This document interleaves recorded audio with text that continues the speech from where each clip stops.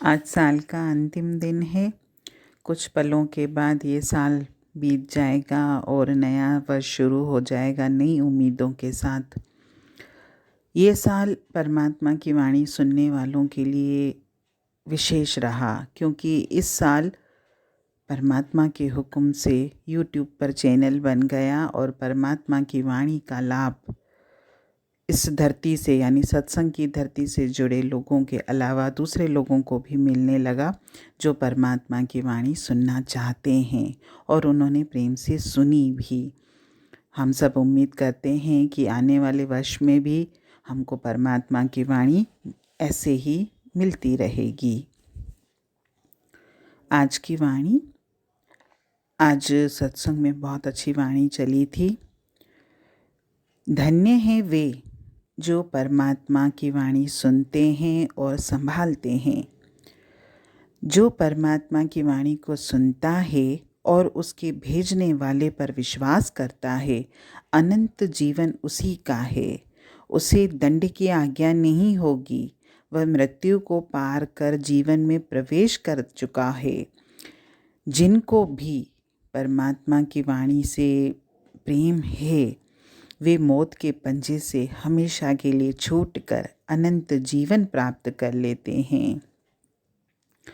संसार में हमेशा से, जब से सृष्टि का निर्माण हुआ है, तब से परमात्मा के हुक्म से बहुत सारे ऐसे साधन हैं जो हमको परमात्मा से जोड़ने का काम करते हैं, चाहे वो सत्संग के रूप में हो या किसी भी रूप में हो। और हर एक युग में सच्चे जिज्ञासुओं को, सच्चे भक्तों को परमात्मा के नाम का रास्ता बताने के लिए परमात्मा के हुक्म से इस संसार में भेजा जाता है।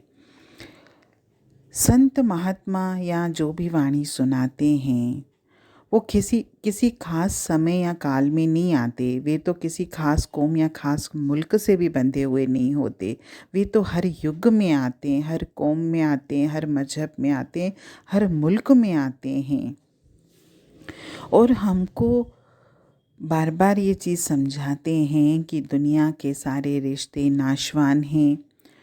हमारे तो बहुत सारे रिश्ते, बहुत सारे दोस्त मित्र हमसे जीते जी ही अलग हो जाते हैं, और जो रह भी जाते हैं तो आखिर में वो भी छूट जाते हैं, क्योंकि आखिर में कोई किसी के साथ नहीं जाता और ना ही कोई किसी की मदद कर सकता है। केवल सत्संग, वाणियाँ और परमात्मा का जो रास्ता है, और वो स्वयं परमपिता परमात्मा जिससे हम अपने जीवन में जुड़ जाते हैं, वही मौत के बाद भी हमारा साथ नहीं छोड़ते। हमें ऐसे साधनों की तलाश करनी है ताकि मैं इस जीवन में रहते हुए भी उस परमपिता परमात्मा को प्राप्त करने में कामयाब हो सकूं, ताकि मेरा जो ये जीवन, सांसारिक जीवन जब भी समाप्त हो, तब मेरी आत्मा उस परमपिता परमात्मा से मिल जाए और इस जन्म मरण के चक्कर से मुक्त हो जाए। हमें संसार में ऐसे साधनों की तलाश करनी पड़ेगी और करनी चाहिए भी, जहाँ जाके मेरा मन उस परमात्मा में रमे, उस परमात्मा को याद करे, उस परमात्मा से प्रेम करना सीखे। अगर हम शास्त्रों का अध्ययन करते हैं तो हमको कितने सारे संत महात्माओं के जीवन के बारे में पता चलता है कि उन्होंने दूसरों के जीवन को परमात्मा से जोड़ने के लिए कितने प्रयास किए। गुरु नानक साहिब, जिनका आज इतना हम मान करते हैं, इतना हम उनकी वाणी पढ़ते हैं, सुनते हैं और उनकी वाणी के अनुसार जीवन चलने की कोशिश भी करते हैं, तो उन्होंने अपना जीवन जो सांसारिक था त्यागा नहीं था। यानी संसार में रहते हुए भी उन्होंने अपने बाल बच्चों की भी परवरिश की थी, लेकिन इसके बाद भी उन्होंने साध संगत के साथ भी उतना ही समय दिया। संत कबीर हैं, उनके जीवन के बारे में भी अगर हम पढ़ते हैं तो हमको पता चलता है कि उन्होंने अपनी सारी उम्र कपड़ा बुनकर गुजारा किया, अपने बाल बच्चों की परवरिश की, फिर भी उन्होंने साध संगत को भी उतना ही समय दिया।